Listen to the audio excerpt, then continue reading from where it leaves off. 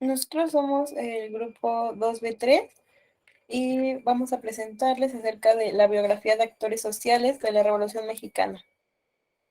Es un proyecto grupal de la materia Sociedad y Cultura de México Moderno y vamos a hablarles acerca de los antecedentes, el ocaso del Porfiriato, la Revolución Maderista, la Revolución Constitucionalista, la época de los caudillos, la consolidación del poder revolucionario, la revolución se vuelve institución y México en la segunda mitad del siglo XX.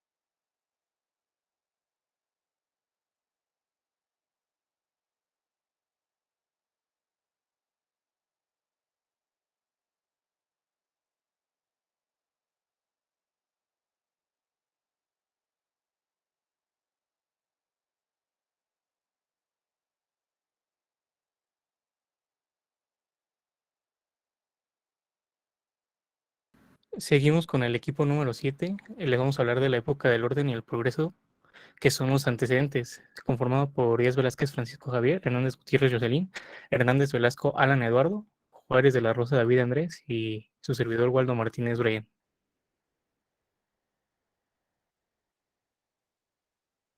En los antecedentes sociales tenemos que la sociedad mexicana anterior a la revolución era extremadamente pobre, basándose la vida en casi el 90% de la población en medio rural, siendo los campesinos quienes trabajaban la tierra en la propiedad de las altas clases, quienes habían logrado esta situación por posesión de enormes latifundios. Junto a los campesinos, en la base de la población se encontraban los obreros, los cuales realizaban largas jornadas de 12 horas y además tenían prohibido realizar una huelga, no existiendo las leyes que protegieron sus intereses.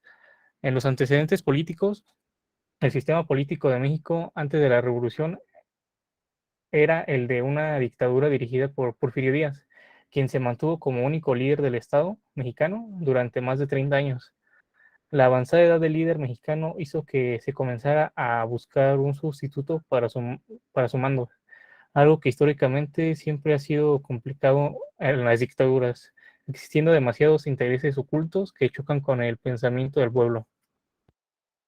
Como antecedentes económicos, el sistema político mexicano causó varios casos de corrupción y de desigualdad de la riqueza, haciendo común que los empresarios llegados desde el exterior del país recibieran muchos más privilegios que los de los interiores,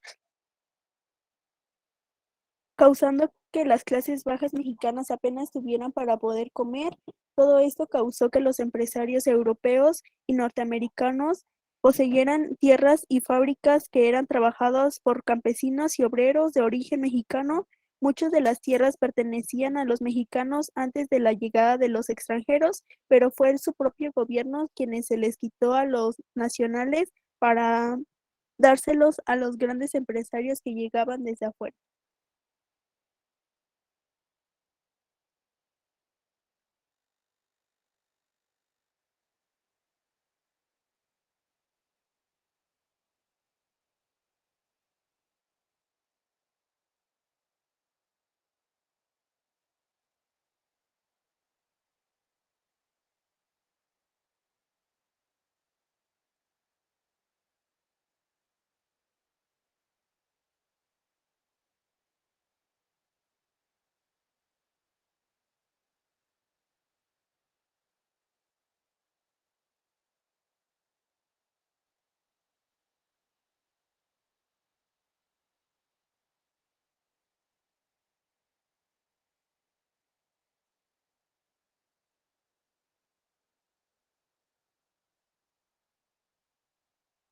Entre ambas poseían millones de hectáreas de terreno, tenían el control de la línea telefónica, el azúcar, la carne, cervecerías, transporte y fundidoras de acero.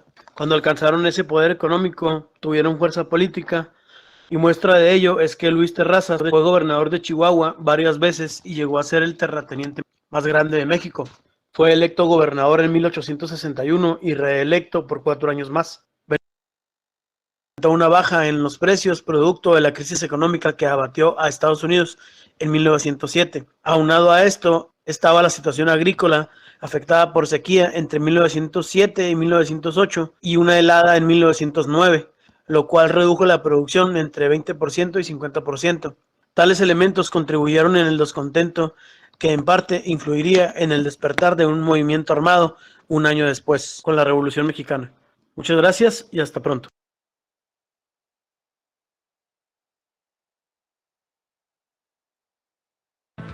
Uno de los principales promotores del positivismo en México. Discípulo de Altamirano, Sierra se convirtió a su vez en un maestro. Murió en Madrid el 13 de septiembre de 1912. En 1948, la UNAM lo declaró Maestro de América.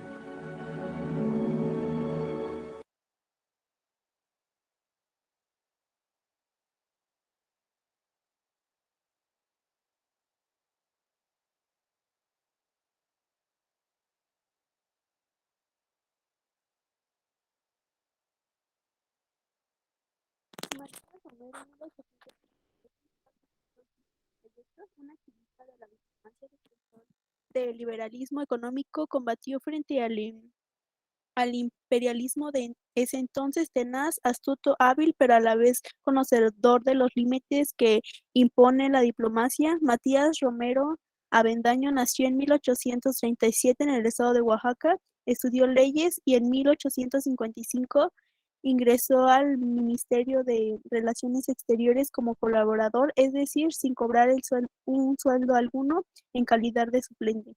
Tenía 22 años cuando llegó a Washington para trabajar al lado de José María Mata. Eran los tiempos en que el gobierno de Juárez buscaba el reconocimiento de Estados Unidos, que veía como desconfianza la guerra entre liberales y conservadores.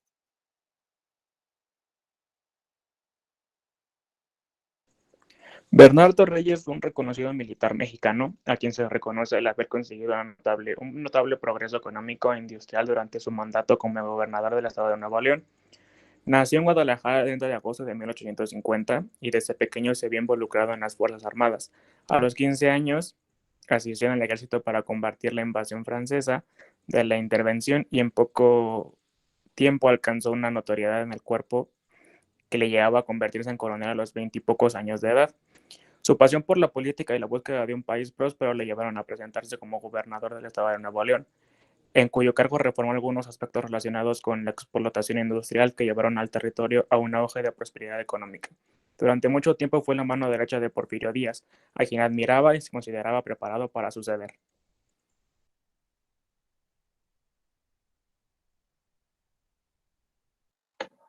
Como siguiente tema es el ocaso del Porfiriato, el cual estuvo encargado el equipo 5, por Martínez Sosa Saúl, Oliva Hernández Jesús Arturo, Origen Morales Daniela Odaza, Vázquez Martínez Elena Alejandra, Vázquez Contreras Sebastián y Guzmán Manzano María Fernanda.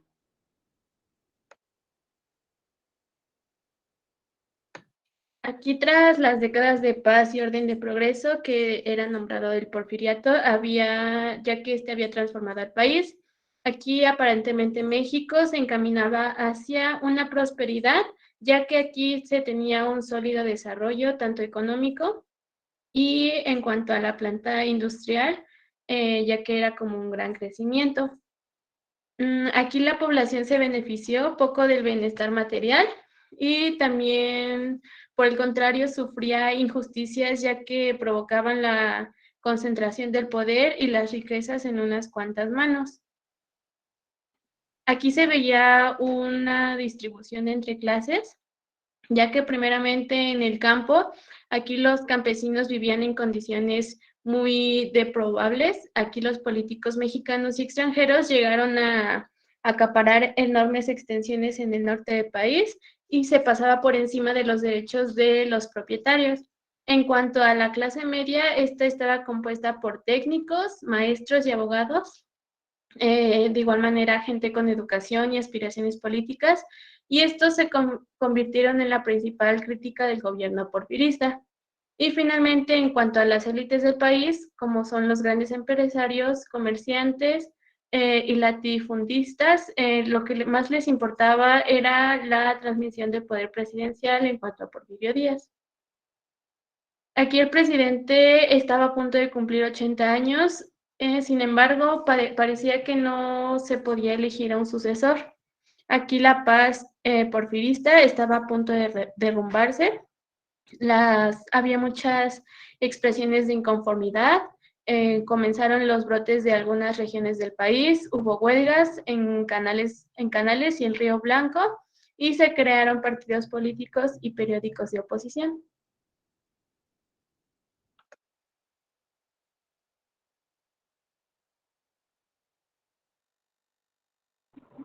Bueno, Enrique Clay nació en Chihuahua el 30 de agosto de 1854 y falleció en la Ciudad de México el 17 de agosto de 1931.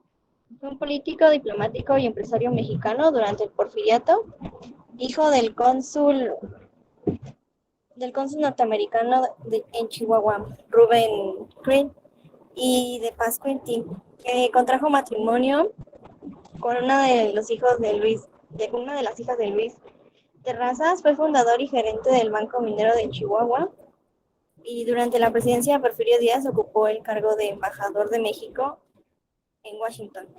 Fue gobernador constitucional del estado de Chihuahua de 1907 a 1910, además de secretario de Relaciones Exteriores al final del Porfiriato, que fue de 1910 a 1911. Entre otros cargos desempeñó están ser presidente de la Compañía de Teléfonos de Chihuahua y de Durango, presidente del Consejo de los Ferrocarriles de Yucatán, presidente de la Asociación de Banqueros de la República Mexicana, fundador y presidente del Banco Central de México, vicecónsul de la Gran Bretaña en Chihuahua, presidente de la Compañía de Ferrocarril Mineral de Santa Eulalia, fundador y presidente del Banco Agrícola Hipotecario de México, presidente de la Compañía de Almacenes Generales de Depósito, consejero de Batopalias Mining Company y del Banco Comercial de Chihuahua, vocal del Consejo Superior de Instrucción Pública y vicepresidente de la Compañía del Ferrocarril Kansas City, México y Oriente.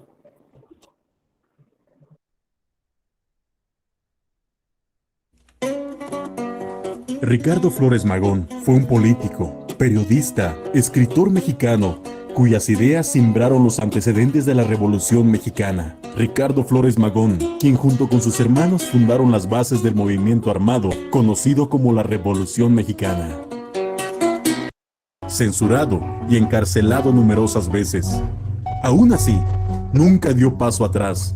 Finalmente, Ricardo Flores Magón murió el 21 de noviembre de 1922 en la prisión de Leavenworth en Kansas. No obstante, a pesar de que la versión oficial del deceso fue que se debió a causas naturales, sus compañeros de lucha estaban seguros de que se trató de un homicidio.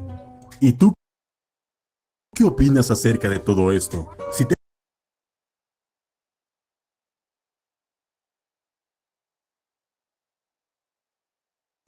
Amado Nervo es un poeta y escritor mexicano. Nació el 27 de agosto de 1870 en Tepic, Nayarit. Fallece su padre cuando tenía 9 años y su madre lo envió a un colegio de padres romanos al de Jacoma, en Michoacán, que entonces gozaba de cierta fama y prestigio, inspirada en la muerte de Ana Dailés. Amado Nervo falleció en la ciudad de Montevideo, Uruguay, el 24 de mayo de 1919, donde vivía, siendo el jefe de la misión diplomática de México en Uruguay. Con ustedes, Camilo Contreras, miembro de la Asociación Colombiana de Locutores y Comunicadores. Hasta la próxima reseña biográfica.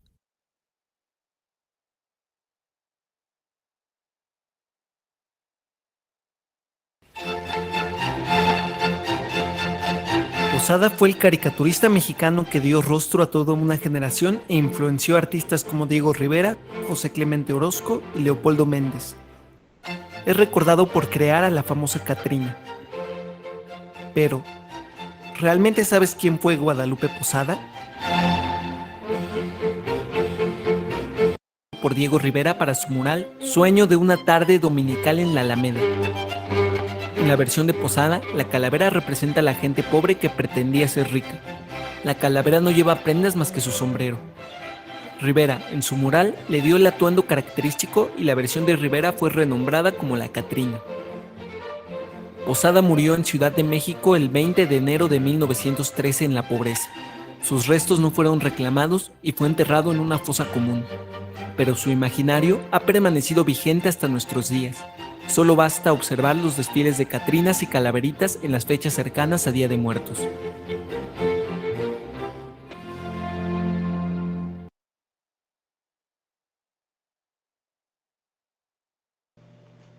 Porfirio Díaz, 1830-1915. Porfirio Díaz Mori nació en la ciudad de Oaxaca el 15 de septiembre de 1830. Ingresó al Instituto de Ciencias y Artes de Oaxaca para estudiar la carrera de leyes. Sin embargo, no pudo concluirlo debido a los conflictos políticos del país. En 1854, Porfirio Díaz se negó a votar plebiscito convocado por Antonio López de Santana para afirmarse en el poder, motivo por el cual sufrió persecuciones y buscó refugio entre los defensores del Plan de Ayutla. En la Guerra de Reforma, Díaz participó activamente en contra de los conservadores y tras el triunfo liberal fue elegido diputado del Congreso de la Unión. Durante la intervención francesa, participó en la Batalla de Puebla. Cuando las fuerzas franco-mexicanas toman la ciudad de Oaxaca, Díaz logra huir e inicia una serie de victorias militares. En 1876 triunfa en la Revolución de Tuxtepec y el 5 de mayo de 1877 toma posesión de la presidencia. En 1884 asumió la presidencia nuevamente y no la abandonó sino hasta 1911, año en que Francisco I. Madero convocó a la rebelión. Díaz renunció a la presidencia y abandonó el país en mayo de 1911. Murió en París, Francia, el 2 de julio de 1915. La Revolución Maderista le toca al equipo 4 conformado por Froilán Galindo y Ian Tristán, González Domínguez Carla, Palacios Mojica Genet, Martínez Galicia Leonardo, Ramírez Reyes Giselle y su servidora Camacho Umbral María Fernanda. La publicación de la sucesión presidencial en 1910 creó en el país un clima de expectación, mientras Porfirio Díaz, ya octogenario, preparaba su séptima reelección. Francisco I. Madero, hijo de un rico hacendado de Coahuila y de ideales democráticos, se manifestaba abiertamente en contra de la dictadura porfirista. Madero organizó el partido antireeleccionista e inició una campaña electoral por el país, algo insólito en aquel entonces. Cuando la fuerza política de Madero creció, Díaz lo encarceló en San Luis Potosí y se declaró ganador de las elecciones. En la cárcel, Madero redactó el Plan de San Luis, mediante el cual llamó a una rebelión armada para el 20 de noviembre de 1910. Ese día, numerosos grupos se levantaron en contra de Díaz. Abraham González, Pascual Orozco y Francisco Villa se levantaron en el norte del país, y más tarde Emiliano Zapata se unió a la revuelta en el sur. Díaz renunció a la presidencia y a 6 meses de iniciada la revolución abandonó el país. Para el año 1911, Madero entró triunfalmente en la Ciudad de México y ese mismo año fue nombrado presidente por abrumadora mayoría.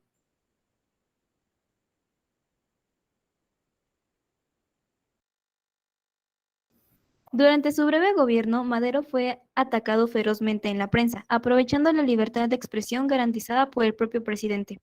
Por otra parte, a los revolucionarios no les gustó que Madero dejara el ejército federal en manos de los antiguos generales porfiristas. Por ello, se levantaron en armas en contra de Pascual Orozco y Emiliano Zapata, quien exigía la restitución de las tierras a los pueblos mediante el Plan de Ayala. Con el pretexto del caos político, los porfiristas Félix Díaz, sobrino de Porfirio Díaz, y Manuel Mondragón se levantaron en armas en la Ciudad de México. Durante este conflicto, conocido como la Decena Trágica, Madero confió a Victoriano Huerta el mando de las tropas leales al gobierno. Huerta, con la intermediación de Henry Lang Wilson, entonces embajador norteamericano, pactó con los sublevados y capturó a Madero en el Palacio Nacional, siendo asesinado junto con el vicepresidente José María Pino Suárez.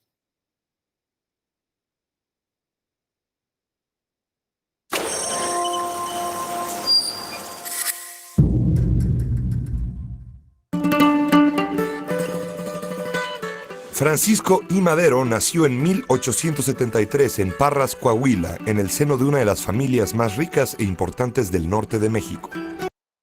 Madero fue hecho prisionero después de la balacera en el Palacio Nacional. Mientras tanto, Huerta invitó a comer a Gustavo y lo aprendió. Ese mismo día, el hermano del presidente fue asesinado cobarde y brutalmente en la Ciudadela, después de haberlo dejado ciego. Madero y su vicepresidente, José María Pino Suárez, fueron obligados a renunciar el 19 de febrero. Pedro Lascurain, su sucesor, fue presidente por apenas 45 minutos antes de dimitir a favor de Victoriano Huerta. Aunque se le había prometido enviarlo al exilio en Cuba, la noche del 22 de febrero, mientras se le trasladaba con Pino Suárez a la penitenciaría de Lecumberri, el mayor Cárdenas, encargado de su custodia, lo asesinó con su pistola. El día siguiente, el gobierno de Victoriano Huerta afirmó que Madero había muerto en la balacera que siguió a un intento de rescate por parte de sus partidarios.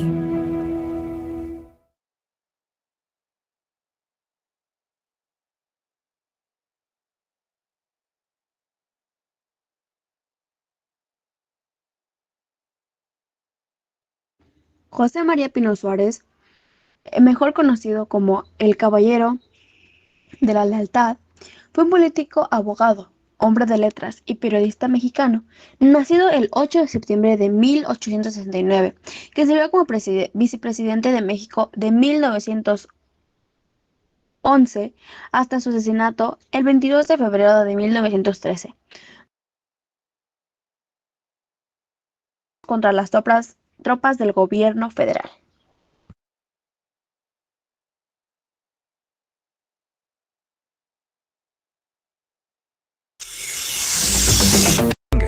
En honor al político y médico mexicano.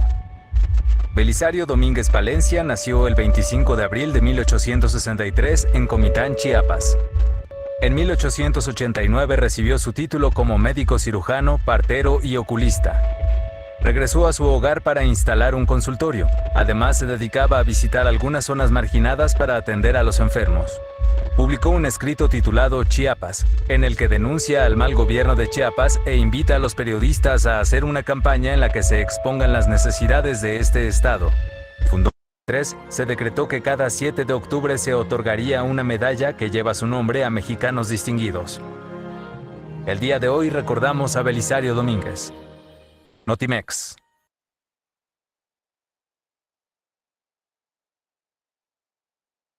Biografía de Victoriano Huerta, Jalisco. Sus estudios en el Colegio Militar de Chapultepec. Fue elogiado por Benito Juárez por su excelencia académica y siempre le decía: de los indios que se educan como usted, la patria espera mucho. Saltamos hacia el año 1900, donde luchó contra los indios yaqui. Tras firmar los tratados de Teoloyucan en el mismo año, se exilió entre Londres y España y regresó a la ciudad de Nueva York en 1915 con un plan para luchar junto a Pascual Orozco para recuperar la presidencia. Pero en junio fue aprehendido y fue encontrado culpable de conspiración.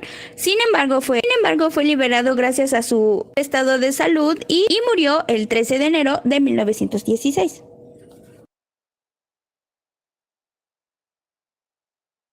Pascual Orozco Vázquez fue un revolucionario que empezó apoyando el plan de San Luis de Madero y después lo traicionó reconociendo el gobierno golpista de Victoriano Huerta. Orozco nace el 28 de enero de 1882 en San Isidro, en el municipio de Guerrero, en el estado de Chihuahua. Entonces fue que Orozco perdió fuerza y sabía que Huerta lo enviaría a pelear contra Villa en el norte. Así fue como perdió una batalla contra Villa y huyó a Estados Unidos. Pero fue al intentar regresar a México que fue asesinado el 30 de agosto de 1915 en territorio tejano.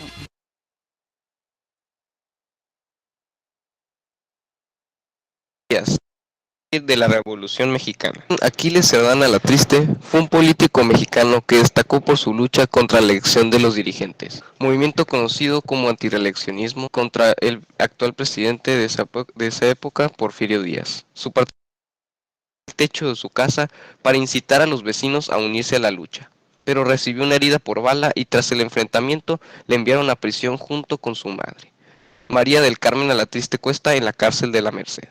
Posteriormente su cuerpo fue exhibido al público como advertencia a los maderistas. Su muerte lo convirtió en el primer mártir revolucionario. Aquiles Cerdán fue nombrado benemérito de la patria por el presidente Abelardo Rodríguez, mediante decreto del 11 de noviembre de 1932, y desde ese entonces su nombre está grabado con letras de oro en los muros de la Cámara de Diputados. En resumen, Aquiles Cerdán fue un político mexicano que destacó por su lucha contra la reelección de los dirigentes, movimiento conocido como antirreeleccionismo. Su participación en la vida pública le viene de familia, ya que su abuelo había sido gobernador de Puebla y su padre participó en la fundación del Partido Socialista Mexicano. El equipo 1 les hablará sobre la Revolución Constitucionalista.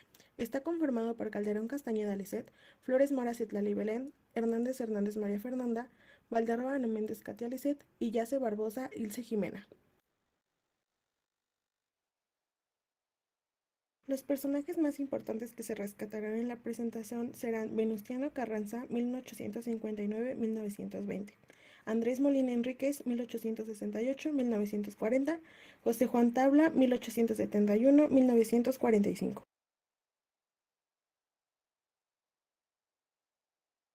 Ramón López Velarde, 1881-1921, Francisco Villa, 1878-1923 y Emiliano Zapata, 1879-1919.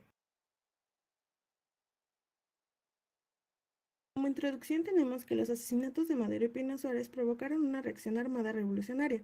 Venustiano Carranza promulgó el Plan de Guadalupe contra el dictador Victoriano Huerta para restablecer el orden constitucional. Él creó el Ejército Constitucionalista conformado por 4 grandes divisiones, las cuales son el Ejército del Noroeste, la cual estaba comandada por Álvaro Obregón, la División del Norte encabezada por Francisco Villa, el Ejército del Noroeste al mando de Pablo González y el Ejército Liberador del Sur dirigido por Emiliano Zapata. Ese movimiento cristalizó el Ejército Constitucionalista que logró derrocar a Victoriano Huerta y promulgar una nueva Constitución mexicana, la cual fue la más avanzada para su época por incorporar por primera vez los derechos sociales. En el año de 1915, las tropas de ambos bandos saqueaban los campos y ciudades de batalla y casos políticos. Esta situación hizo necesario que se reunieran los diputados de Querétaro para crear la Constitución que se firmó el 5 de febrero de 1917. En ella se consagraron las garantías individuales, la soberanía sobre los recursos nacionales y los derechos de los campesinos y obreros.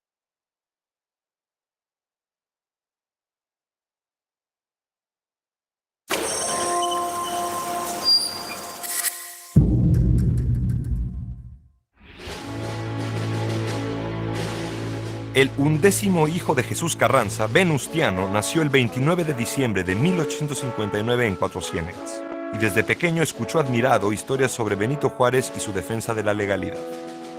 El ferrocarril que trasladaba al gobierno, el archivo y el tesoro fue atacado y se vio obligado a montar a caballo y emprender la huida por caminos extraviados.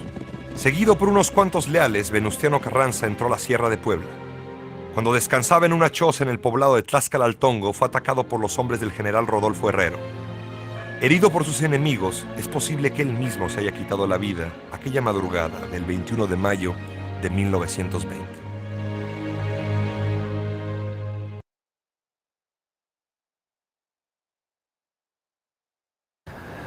La figura patriarcal imponía respeto y admiración.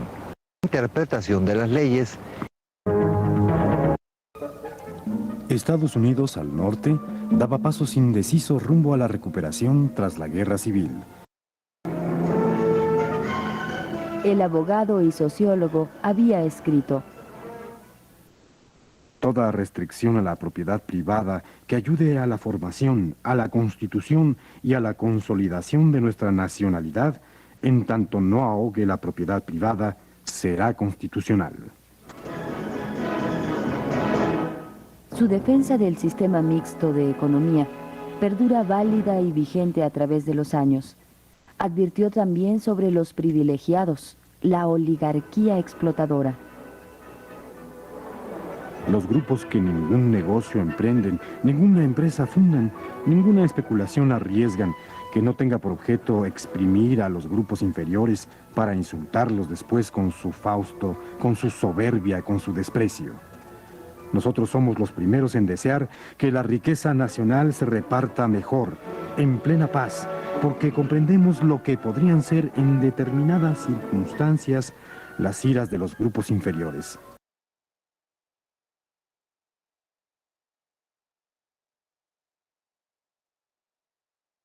Para así poder llegar a construir una visión más espiritual del mundo, como se puede ver en sus poemas, en los cuales demuestra una visión que no sea a través de la ciencia o de lo lógico de la razón, sino una visión más artística, es decir, mediante el arte. La verdad, el saber último, es decir, el ser, no podría ser comunicado por las palabras, sino a través del humor, la imagen y la poesía. Esto es lo que intenta recalcar Tablada en sus escritos.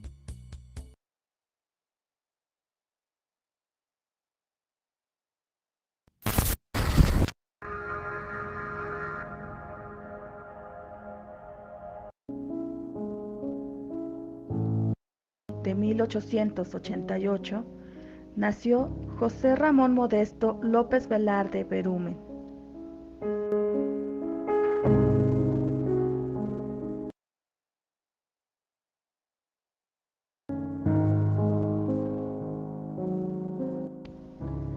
En 1910 milita en el maderismo.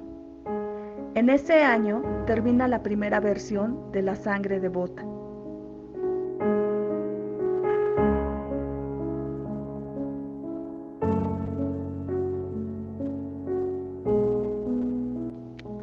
En 1912 es juez en Venado, un pueblito de San Luis Potosí.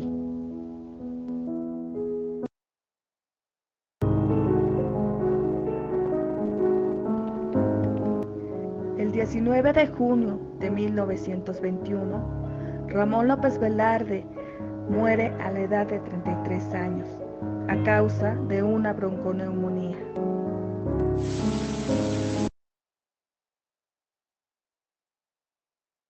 Hola amiguitos, me llamo Pancho Villa. Mexicana, me apodaron el Centauro del Norte. De ese modo, el 20 de julio de 1923 fui emboscado y asesinado. Espero que esta información...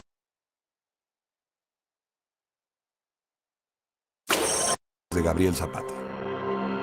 Zapata nació el 8 de agosto de 1879, el penúltimo de los 10 hijos de Gabriel Zapata. A los 16 años quedó huérfano, pero no indefenso. Zapata tuvo siempre orgullo de ganarse la vida de modo independiente. No era jornalero ni pobre. Tenía sus tierras de labor, su establo y un atajo de mulas de carga. Zapata no se rindieron. Durante buena parte de 1918 conservaron su cuartel en Tlaltizapán, pero el frío profesionalismo de Pablo González y la epidemia de influenza española fueron mermando sus filas. Necesitado de aliados, Emiliano Zapata, siempre tan desconfiado, creyó en las ofertas de adhesión de un subordinado de Pablo González, el coronel Jesús Guajardo. Guajardo le regaló un caballo, el as de oros, y lo invitó a la hacienda de Chinameca para entregarle el armamento y unírsele con sus hombres. Zapata no entró de inmediato a Chinameca, pero al final decidió hacerlo. Un clarín hizo 3 llamadas de honor. La última fue la señal para que los hombres del traidor Guajardo, dispuestos como guardia para recibir a Zapata, descargaran sobre él sus fusiles. Era el 10 de abril de 1919.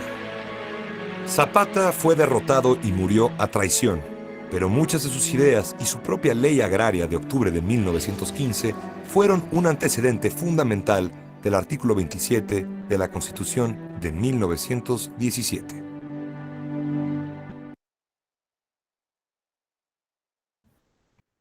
El equipo 6 les hablará sobre la época de los caudillos y está conformado por Hernández Palma Carla, Ocampo Rodríguez Luis Eric, Reyes Porras Isis Odet y Torres Villaseñor Odet Aramí. Los caudillos fueron jefes militares que se disputaron el control del Estado durante gran parte del siglo XIX. Por lo general, habían combatido en la Guerra de Independencia, tenían tropas a su mando y prestigio militar. En 1919, Venustiano Carranza logró consolidar su poder. Zapata fue derrotado por Obregón. Después de 9 años de guerra y más de 1 millón de muertos, la nación parecía encaminarse hacia la paz. Al terminar su mandato presidencial, Carranza quiso designar como su sucesor a un civil, el ingeniero Ignacio Bonillas, pero el general Obregón, que esperaba ser presidente, se rebeló en contra de Carranza y lanzó el plan de Agua Prieta. El jefe del ejército constitucionalista trató de huir, pero fue muerto en Tlacalatongo. No hubo oposición en las elecciones en que Obregón se postuló a la presidencia. Obregón se dedicó a la pacificación y reconstrucción del país. El reparto agrario se puso en marcha y se establecieron jornadas de trabajo y salarios mínimos para los obreros. La lucha armada había creado una conciencia sobre la necesidad de la justicia social y la educación del pueblo mexicano. En las escuelas se promovió el orgullo por los valores nacionales y el conocimiento de las grandes obras de la cultura universal.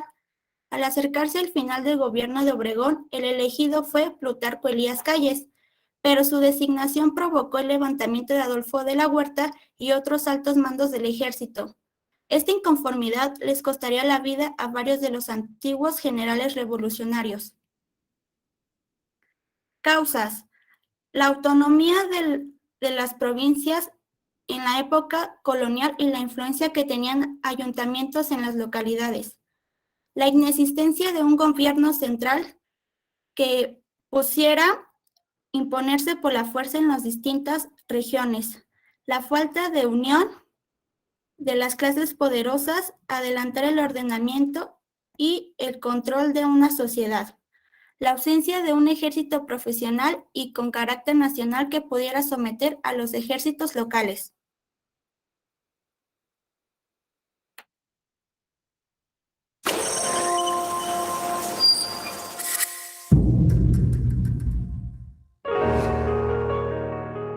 Álvaro Obregón nació en la hacienda de Siquicima, Sonora, en 1880. Su familia, antes medianamente rica, estaba casi en quiebra cuando él llegó al mundo. Su padre murió poco tiempo después de que él naciera, dejando en la orfandad a sus 18 hijos. Álvaro fue un niño que no habló hasta los 5 años, pero que mostró después increíbles facultades de memoria e inventiva. Desde 1898, Obregón se dedicó a la agricultura con poco éxito. Pese a ello, en 1906 logró comprar una finca, a la que nombró La Quinta Chilla, y comenzó un periodo de bonanza económica al que ensombreció la desgracia familiar. Su esposa, Refugio Urrea, murió en el parto de unos gemelos que también fallecieron. Esto provocó la rebelión de Adolfo de la Huerta y cerca de la mitad del ejército apoyó su sublevación. Obregón logró vencer a los rebeldes, pero la revuelta dejó un doloroso saldo de 7,000 muertos. Cuando Calles se convirtió en presidente, Álvaro Obregón volvió a sus tierras a construir, esta vez no un emporio, sino un verdadero imperio.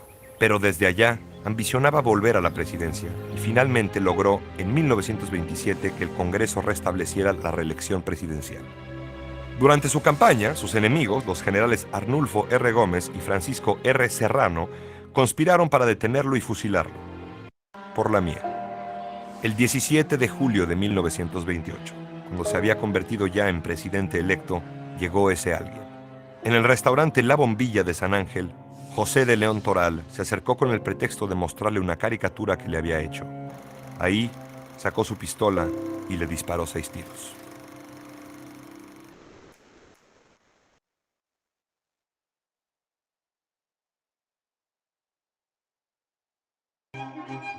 Intelectual, político, escritor, educador, funcionario público y filósofo mexicano, José Vasconcelos es una de las figuras más complejas del siglo XX mexicano. Vasconcelos nació el 28 de febrero de 1882 en Oaxaca, México. Falló su intento de obtener la presidencia, por lo que regresó a su retiro personal. En su obra filosófica se reivindica la intuición emotiva, opuesta a toda la forma de intelectualismo y a la que se sitúa en la base de un sistema metafísico. Entre sus obras destacan Ulises Criollo, La Tormenta, El Desastre y Breve Historia de México. José Vasconcelos fallece el 30 de junio de 1959 en la Ciudad de México.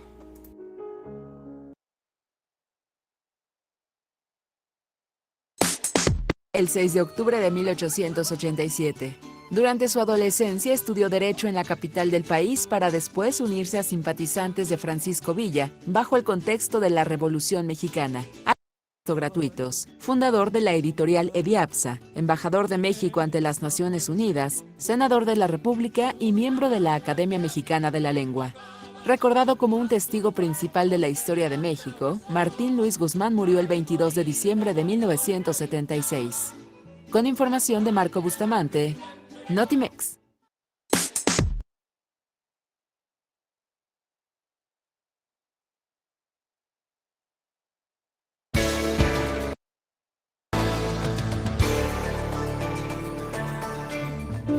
Nuestra América, teatro enorme y oscuro, deja perder en la sombra sus mejores vidas. Guiado por un profundo amor que comparten.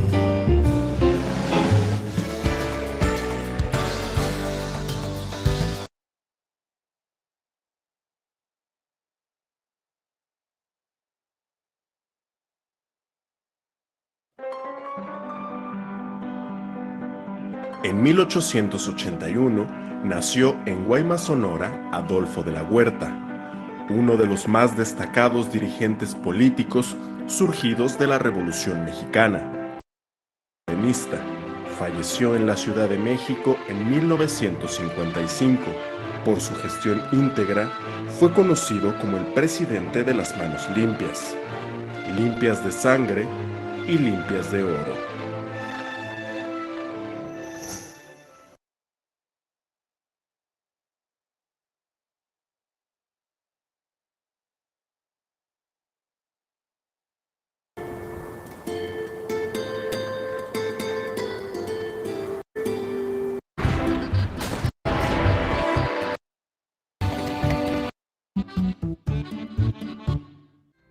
Francisco José Mújica Velázquez nace el 3 de septiembre de 1884 en Tinguindín, Michoacán.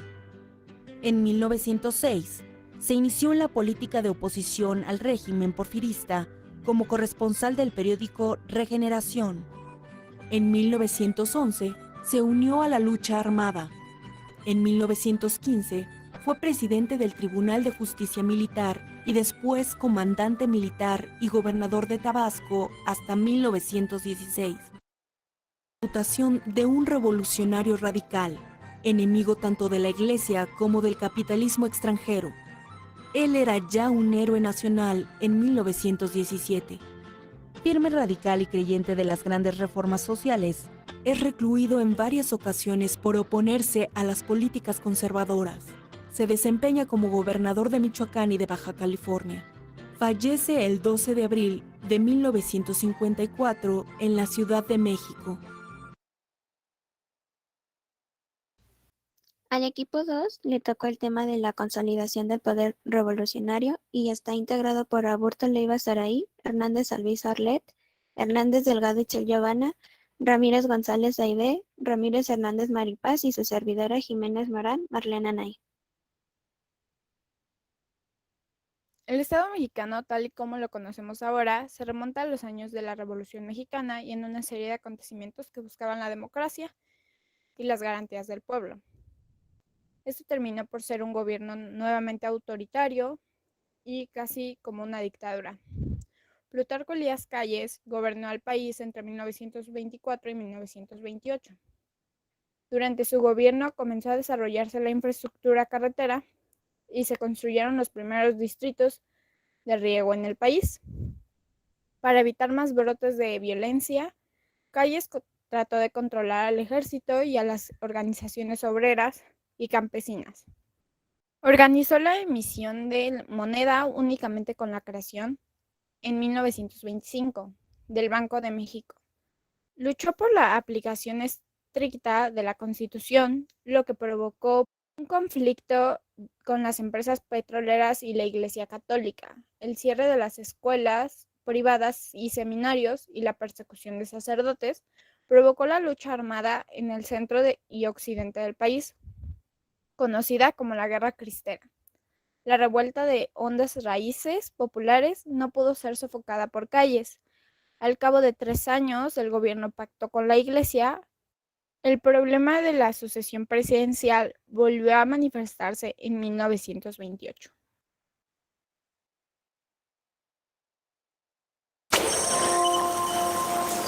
Natural de Plutarco Elías Lucero, un hombre alcohólico e inconstante, proveniente de una familia de buena posición económica. Elías Calles se recibió como maestro en 1894 y se dedicó a la enseñanza en Hermosillo y Guaymas.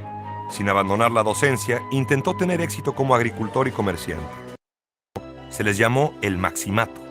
En 1934, Calles propició la llegada a la presidencia de un michoacano a quien tenía mucho aprecio, Lázaro Cárdenas.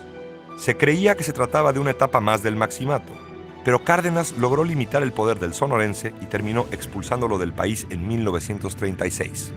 Calles vivió exiliado en San Diego, California, 5 años, hasta que en 1941 el presidente Manuel Ávila Camacho lo invitó a regresar a México en un momento que demandaba unidad nacional por la Segunda Guerra Mundial.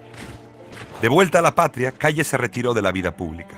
En privado, practicaba religiosamente el espiritismo y 2 semanas antes de fallecer, en 1945, afirmó creer en un ser supremo. Como gobernador y presidente, Calles quiso desterrar la fe e instituir a la razón. Al final, en la hora más oscura, intentó dialogar e interrogar a los muertos.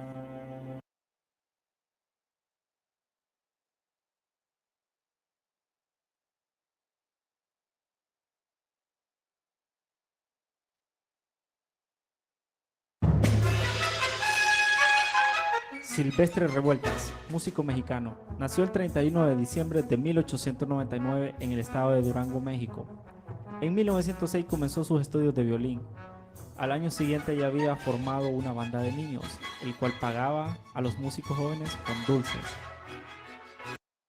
4 de octubre de 1940. Después de una cruda y por quererse curar con más cervezas, cuando salió a la calle con ropas ligeras, regresó a su casa y fue preso de un cuadro agudo de bronconeumonía. No se le pudo trasladar al hospital y murió el 5 de octubre de 1940. Sus restos fueron trasladados en 1976 a la Rotonda de Hombres Ilustres del Panteón Civil de Dolores en la Ciudad de México, donde reposan actualmente.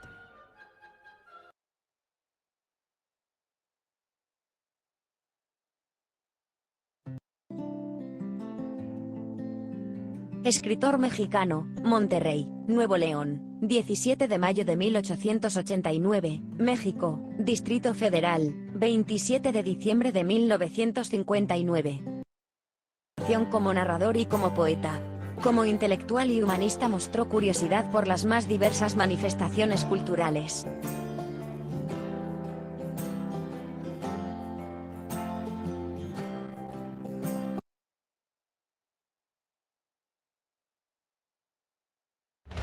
A los 7 años de edad se muda a la Ciudad de México, en donde desarrolló su curiosidad por la pintura. Cuando era joven e iba camino a la escuela, pasaba por el taller de José Guadalupe Posada, el creador de la Catrina. Verlo trabajar en sus dibujos lo impulsó a bocetar sus primeros muñecos y a tomar clases nocturnas de dibujo en la Academia de Bellas Artes de San Carlos. Más influyentes de la historia de México, el sacerdote Miguel Hidalgo y Costilla. El paraninfo Enrique Díaz de León, ubicado dentro de las instalaciones del Museo de Artes de Guadalajara, MUSA, cuya cúpula contiene uno de los murales más emblemáticos, El hombre creador y rebelde.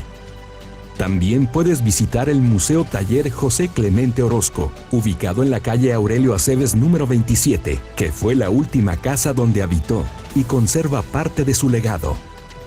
Sigue disfrutando de la ciudad recorriendo el emblemático legado de los jaliscienses ilustres.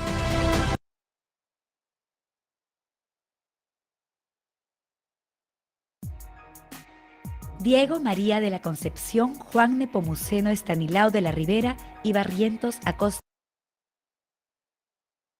y Rodríguez, más conocido como Diego Rivera.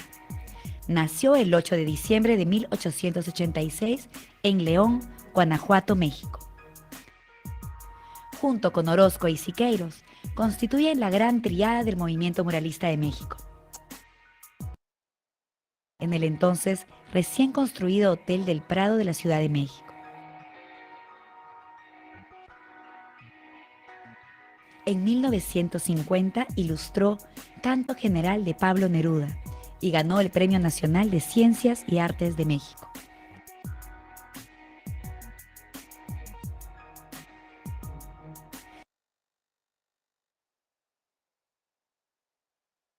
La rebelión sedillista. Acorralado y sin salida, Saturnino murió en combate el 11 de enero de 1939.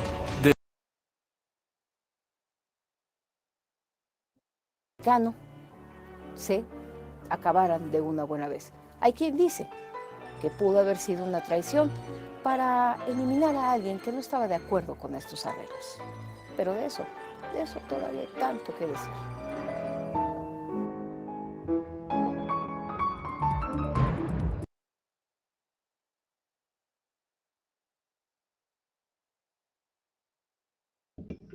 A continuación les hablaremos sobre México en la segunda mitad del siglo XX y está a cargo del equipo 3, integrado por Álvarez Barrios Karen Rebeca, Ayala Zavala Esther, Álvarez Olivares Leilani Miranda, Conde Galván Mónica Saraí, López Martínez Leslie Brenda. Bueno, en la segunda mitad del siglo XX, México experimentó importantes cambios derivados de tres factores internos. El primero fue el desgaste del modelo económico, que produjo un crecimiento pero con desigualdad, la crisis de las relaciones entre el Estado y la sociedad y la profundización del autoritarismo del régimen político que permeó a los sindicatos y el sistema de partidos. El país se industrializó, se construyeron numerosas carreteras y aeropuertos. Las redes telefónicas y las líneas de corriente eléctrica se extendieron por todo el país y se alentó a la empresa privada y se abrieron grandes extensiones de tierra al cultivo por riego.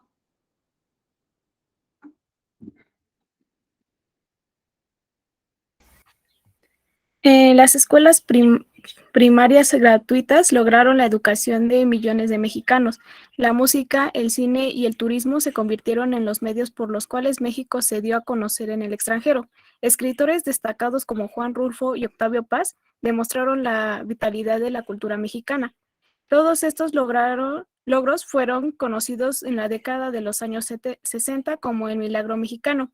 La modernización durante los periodos presidenciales de Miguel Alemán Valdés, Adolfo Ruiz Cortines, Adolfo López Mateos y Gustavo Díaz Ordaz transformó por completo a México.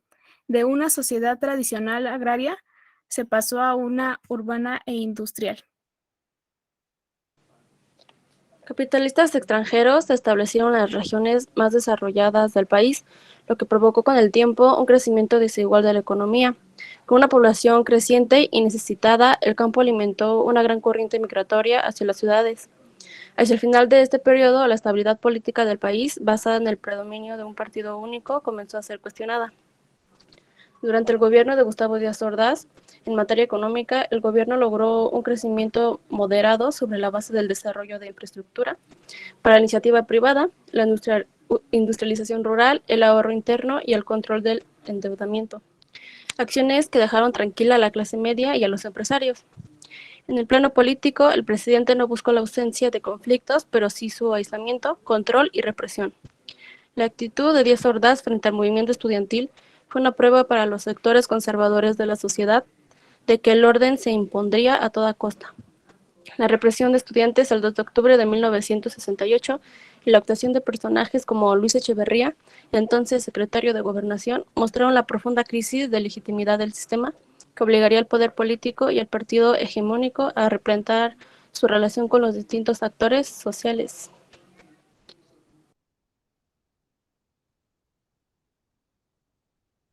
Pasaremos a hablar de algunos de los personajes más importantes durante la segunda mitad del siglo XX.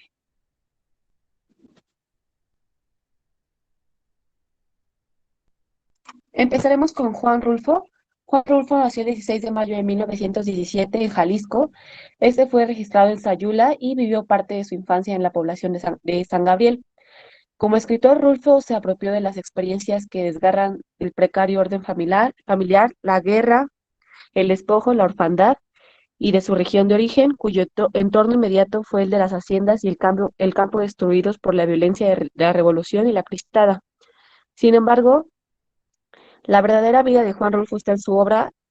El autor fue esencialmente orfebre que permitió a la literatura remontarse a dimensiones inéditas para su época.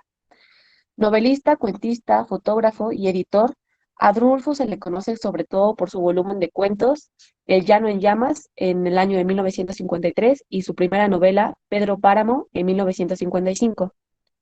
En todas estas variadas manifestaciones puede comprobarse que el pensamiento y las actividades de Rulfo se movieron al centro de poderosos polos, la ficción y la historia, así como la tradición literaria escrita y las riquísimas vertientes orales, la imagen verbal y la imagen fotográfica, así como la vanguardia estética y la innovadora superación de esa misma vanguardia. Lamentablemente, Juan Rulfo falleció en la Ciudad de México el 7 de enero de 1986 y desde entonces sigue siendo uno de los escritores mexicanos más leídos en su país y en el extranjero. Sus títulos han sido traducidos a decenas de idiomas y su obra literaria y fotográfica sigue siendo motivo de innumerables estudios, homenajes y reapropiaciones.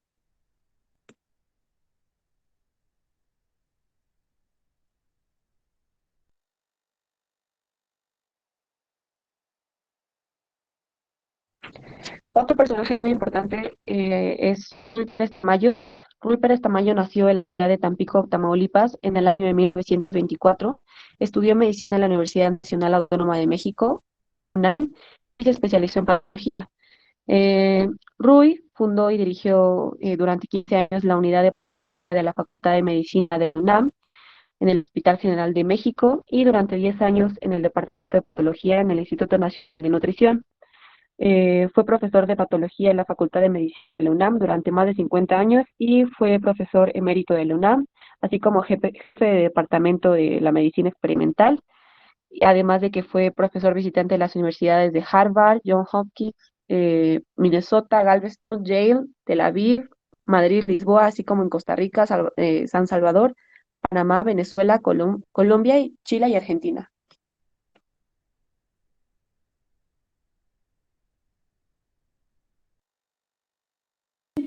De las frases de la lengua castellana, latina o griega. Miguel León Portilla, filósofo, historiador y experto en literatura náhuatl, reveló a través de sus obras el pensamiento profundo de los antiguos mexicanos. Tal vez sea el historiador del México antiguo más importante del siglo XX. Nació el 22 de febrero de 1926 en la Ciudad de México y realizó sus primeros estudios en Guadalajara y Los Ángeles, California. Ahí obtuvo el título Master of Arts. Se doctoró en autores españoles. La labor docente tal vez sea el aporte más grande de León Portilla a la universidad y a la institucionalidad, digamos, de las disciplinas, ¿no? De la historia, de la filología, de la antropología. Nunca olviden que la conquista de México le hicieron los indígenas y la independencia a los españoles. Fueron palabras que llenaron todas las aulas donde uno de los más grandes historiadores del siglo XX impartió cátedra. Descanse en paz, Miguel León Portilla. Muchas gracias por su atención.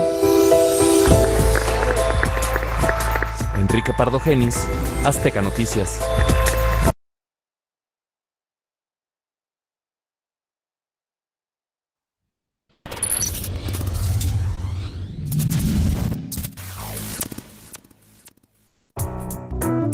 Teodoro González de León Miranda y de Teresa, arquitecto de gran personalidad, cuya obra constructiva se extendió desde mediados del siglo XX hasta principios del siglo XXI, nació en la Ciudad de México el 29 de mayo de 1926. Su infancia transcurrió en el tranquilo barrio de San Ángel, un rincón apartado del bullicio citadino. Aunque proveniente de una familia de abogados, tomó clases de dibujo desde la escuela secundaria y aquella experiencia definió su vocación. Decidió cursar la carrera de arquitectura en la Universidad Nacional Autónoma de México, en el antiguo recinto de la Academia de San Carlos del centro de la ciudad, desde el Palacio Nacional en 1989.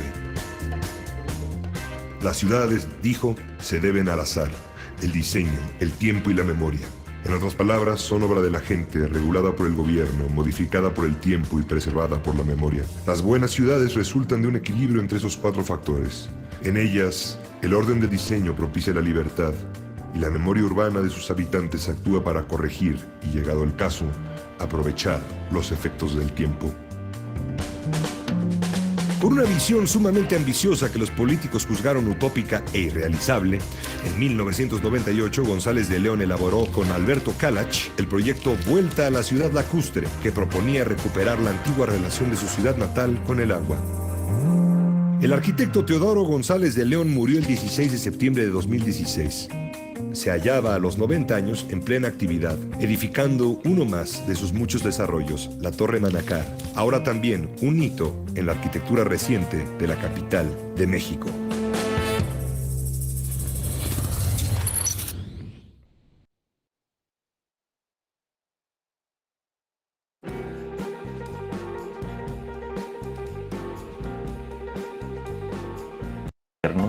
Nació en Panamá el 11 de noviembre de 1928.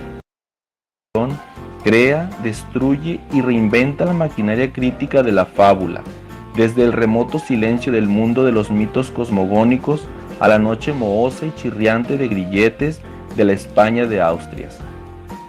Agua Quemada son 4 historias urbanas que convergen en un solo destino, trazado por manos inexorables en lugares famosos o recónditos de la Ciudad de México. Un pequeño parapléjico, un homosexual aristocrático, un anciano revolucionario y su nieto, un joven barrio bajero que se emplea como sicario encubierto. Nadie es inocente, nadie puede fingir bondad. Todas las cosas son corruptas o corruptoras. Tenemos también Adán en Edén, Cristóbal Nonato, Gringo Viejo y muchas otras más. Yo te podría decir que la poesía es un suceso, un acontecimiento, una ocurrencia de todos los días. Oriundo de Tuxtla Gutiérrez, Chiapas, poeta mexicano de ojos claros y rasgos finos, nace un 25 de marzo de 1926. Su amor por las letras y la lírica inició con las historias que su padre, Julio Sabines, migrante libanés, le narraba cuando era apenas un niño. Pisar los muros normalmente, algo así. Descubrir que lo extraordinario, lo monstruosamente anormal, es esta breve cosa que llamamos vida. Estos son aplausos.